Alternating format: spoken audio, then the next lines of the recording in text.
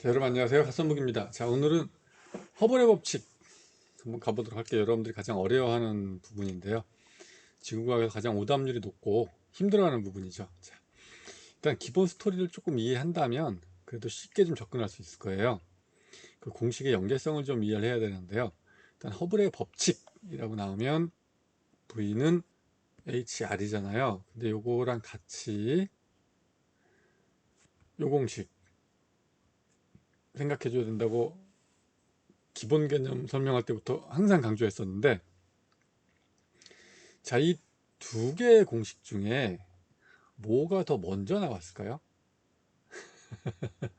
순서가 있습니다. 네. 그걸 여러분들이 맞췄다면 왜 물어보는지 이해를 하고, 일단 기본은 충분히 된 거예요. 자, 그거 한번 설명 가보도록 할게요. 자, 이분이 허블입니다. 에드윈 허블인데요. 그 당시에 거의 한 100년 전의 사람이죠. 그 당시에 윌슨산이라는 곳에 천문대가 있었고, 거기에 있는 망원경이 그 당시에는 세계에서 제일 좋은 망원경이었어요. 바로 이 망원경입니다.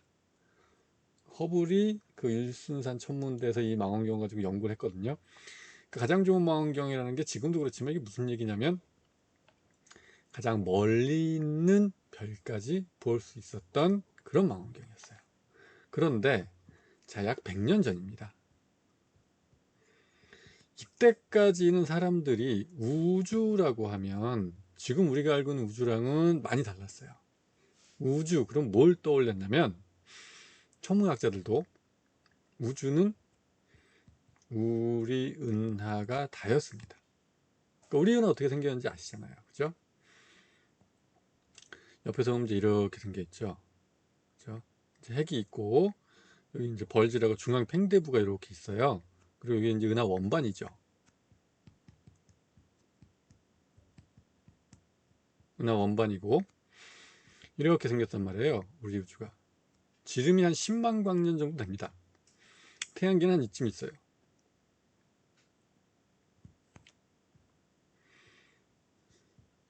이게 우주의 다였어요. 그래서 우주는 이렇게 생겼을 것이다 라고 생각했습니다. 그 당시에 이제 허블이 이 큰 망원경을 가지고 뭘 했냐면 멀리 있는 별까지의 거리를 구했거든요. 지금은 진짜 멀리 있는 별까지 혹은 은하까지 거리를 구할 때 원웨이형 변광성을 씁니다. 원웨이형 초신성이죠. 원웨이형 초신성을 써요. 근데 이제 허블 당시에는 원웨이형 초신성이 있다는 걸 몰랐고, 그때는 뭘 썼냐면 변광성이라는 걸 썼어요. 변광성. 변광성, 그럼 여러분들이 이거 들어본 적 있는 것 같은데 이런 생각이 들어야 합니다. 왜냐하면 우리가 이제 변광성, 맥동 변광성을 배웠잖아요. 언제요? 막 이런 친구들이 있습니다.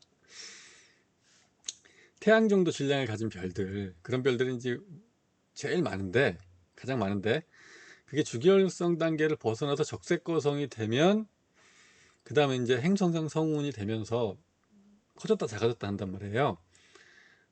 적색거성의 끝부분에 가면 그 커졌다 작아졌다 하면서 밝기가 주기적으로 변하기 때문에 그거를 맥동 변광성이라고 하는 거죠. 알겠죠? 근데 이제 허블이 주목했던 변광성들은 뭐였냐면 그 변광 주기에 따라서 광도가 정해지는 거예요. 그럼 광도는 그 별의 실제 밝기잖아요.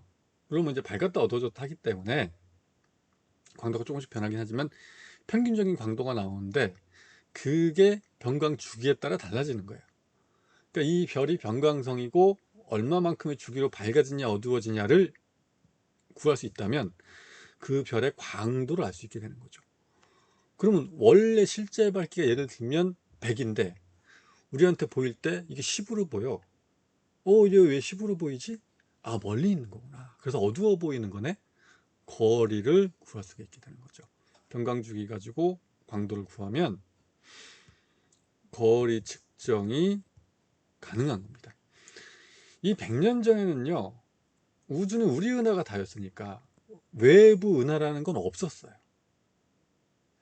근데 허블이 이제 별들은 아니고 뭔가 희미해 보이는 그런 별의 집단 같은 게 있는데, 성당 같은 게 있는데 거기에 성운도 있고, 거기에 있는 희미하게 보이는 별 하나를, 그 당시에 이 망원경이 세계에서 제일 좋은 망원경이었으니까 이거를 열심히 관측하다가 그 별이 밝기가 변한다는 걸 발견했어요. 변광성을 발견한 거죠. 그래서 그 주기를 잽니다. 자, 이게 정말 이 천문학에서는 굉장히 유명한 사진인데요. 이 사진이 여기 보면 이렇게 써 있잖아요. 요거, 이게 뭐냐면요, 별이 있는데 그 별을 보고 N, 일반적인 별이야 라고 했다가 아니다, 관측을 해보니까 이게 이렇게 써놓은 거거든요. 이게 베리에이션 스타라고 변광성이란 뜻입니다. 그래서 이 별의 주기를 재봤어요. 변광 주기를. 그럼 이제 거리를 측정할 수 있게 됐단 말이죠. 그랬더니 이게 우리 은하가 지름이 10만 광년이라고 그랬는데 그 당시에 이제 측정했더니 약 한 40만 광년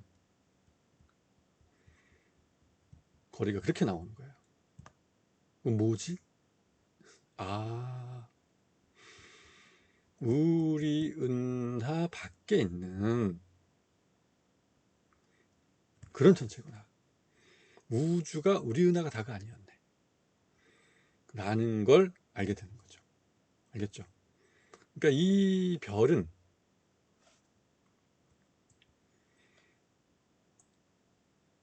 외부 은하라고 얘기를 하는데 우리 은하가 아닌 다른 은하에 속한 별이었어요. 그래서 이 우리 은하 말고 새로운 은하가 있구나라는 걸 허블이 처음으로 밝혀냅니다. 근데 이 별은 이제 정확히 얘기하면 안드로메다 은하에 있는 별이거든요. 그래서 이제 안드로메다 은하가 우리 은하와 제일 가까운 은하인데 허블이 우연히 발견한 거죠. 외부 은하가 있구나 라는 걸. 알겠죠? 그리고 별들은 말이에요, 그냥 점으로 보입니다.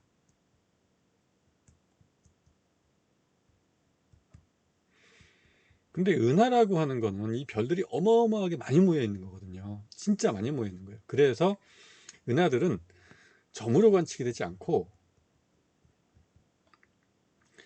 면으로, 혹은 약간 좀 여러분들 이해하기 쉽게 얘기하면 볼륨감이 있어요.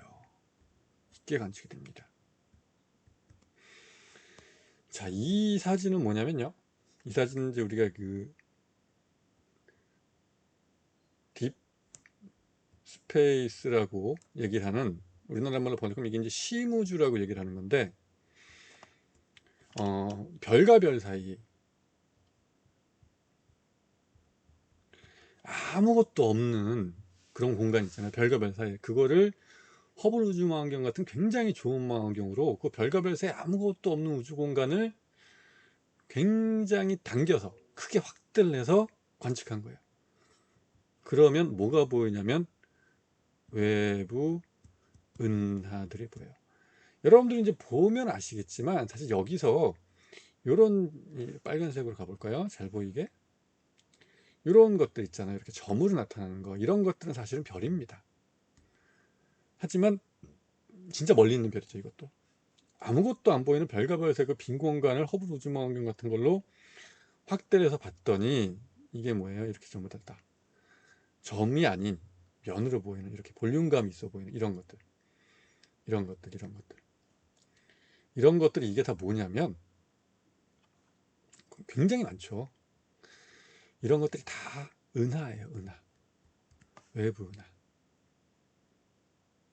알겠죠? 네. 이런 기본 개념을 좀 가지시면 좋고요. 자, 그러면 공식에 대해서 한번 설명을 해보도록 할게요. 우리는 VNHI라는 공식은 여러분들이 뭐 다 알고 있는 공식입니다. 기본적으로 H는 허블 상수고요, R은 거리죠, V는 은하들의 후퇴 속도고. 근데 한번 생각을 해보세요. 그래서 허블이 외부 은하들을 관측을 해서, 그래서 거리와 후퇴 속도의 그래프에다가 이걸 쭉 늘어나 봤더니 일정한 기울기가 나오는데 그 기울기가 허블 상수잖아요. H는 R분의 V니까 우리가 이거 흔히 이제 기울기라고 얘기를 합니다.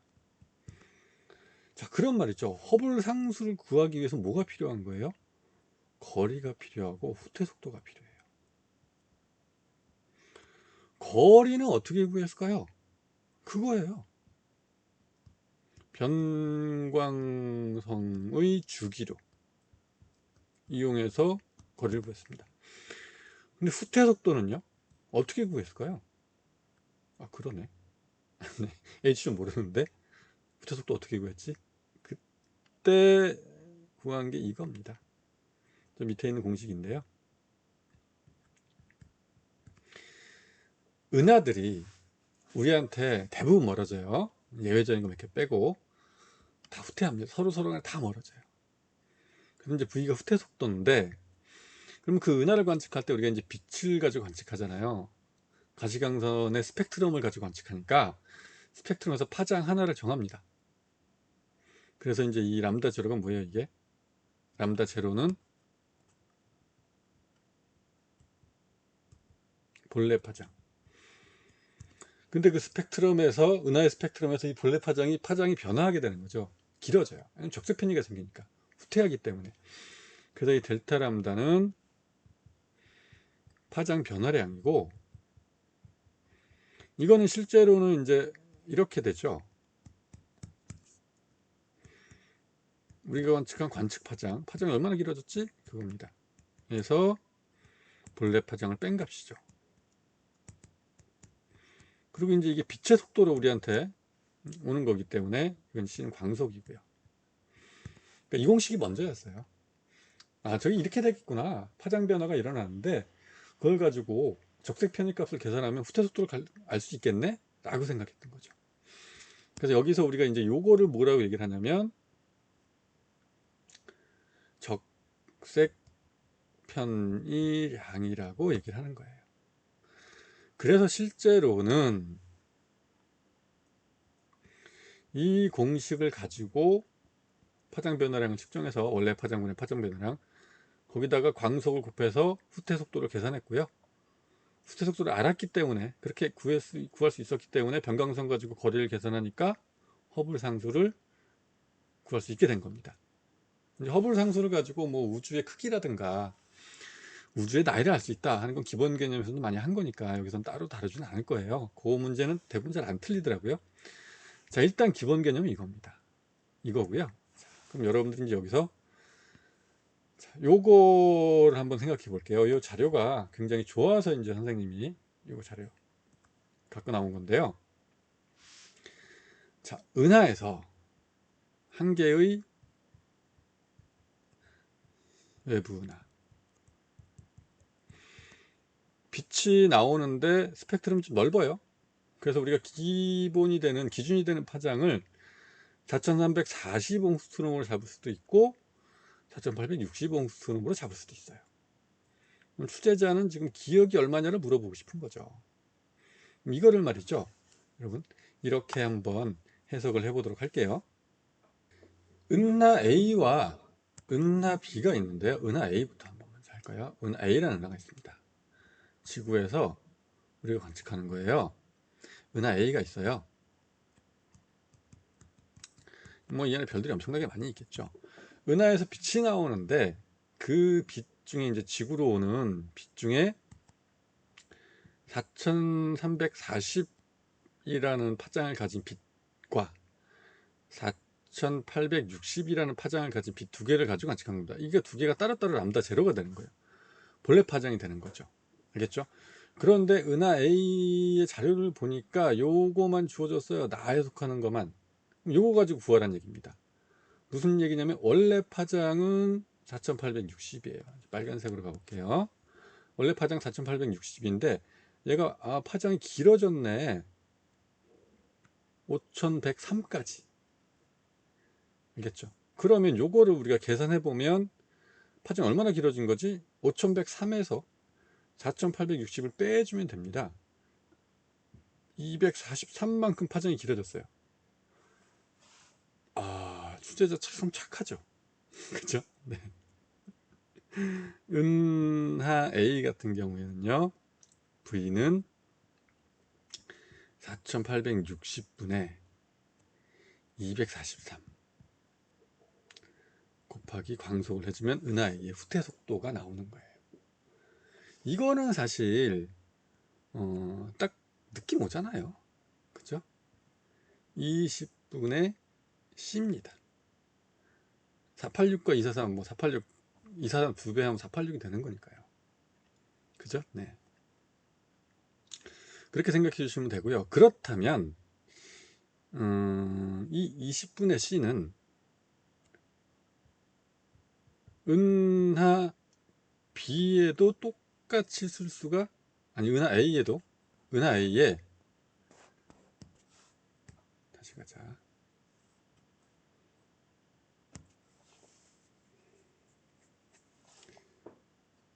자, 그렇다면 만약에 우리가 람다 제로를 4340으로 놓고, 그럼 요게 이제 뭐가 되냐면 은하 A의 가가 되거든요. 이거는 얼마가 나와야 될까요? 똑같이 나와야죠. 은하 A라는 같은 은하에서 나오는 거 가지고, 이 A 은하는 우리한테 이렇게 멀어지고 있었는데 후퇴 속도가 원래 파장을 4340으로 놓나 4860으로 놓나 은하의 후퇴 속도는 변함이 없는 거잖아요. 똑같아야 되는 거예요. 이것도 역시 20분의 C가 돼야 되는 겁니다. 그럼 우리는 가가 얼마인지 쉽게 구할 수 있잖아요. 요거 얼마인지, 그죠? 원래 파장이 4340으로 났을 때 요것도 역시 이렇게 20분의 1만큼 증가하겠네 하는 거 알 수 있는 거죠. 217이 되는 겁니다. 파장 변화량은 217인 거예요. 알겠죠? 그래서 은하 A에서 4340을 가지고 파장 변화량을 측정을 하든 4860을 가지고 파장 변화량을 측정을 하든 요 적색 편이랑 은하 A의 적색 편이량은 일정할 테니까 요 개념을 여러분들이 이해를 하셔야 됩니다. 자, 그러면 은하 B로 한번 가볼게요. 은하 B. 은하 B 같은 경우에 보니까 4860을 가지고 측정을 한 게, 파장이 굉장히 많이 길어졌어요. 아, 이건 일단 후퇴 속도가 빠르구나 하는 걸 알 수 있습니다. 그죠? 네. 얼마만큼 늘어난 거예요? 그럼 이제 5346에서 4860을 빼주면 되겠죠? 그거 빼봤더니 486이 나옵니다. 착한데, 출제자 착해요. 은하피의 후퇴 속도는 4860분의 486이에요. 아이고, 요거는 10분의 1이네. 알겠죠? 이래서 이제 은하 B의 거리를 구할 수 있게 되는 겁니다. 근데 이거는 뭐랑 똑같아요? 4340으로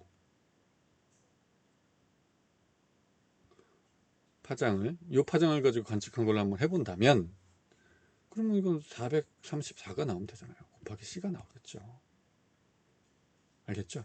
그래서 이 가의 값은 얼마냐면 4340에서 쭉 가서 434를 더해주면 돼요. 알겠죠?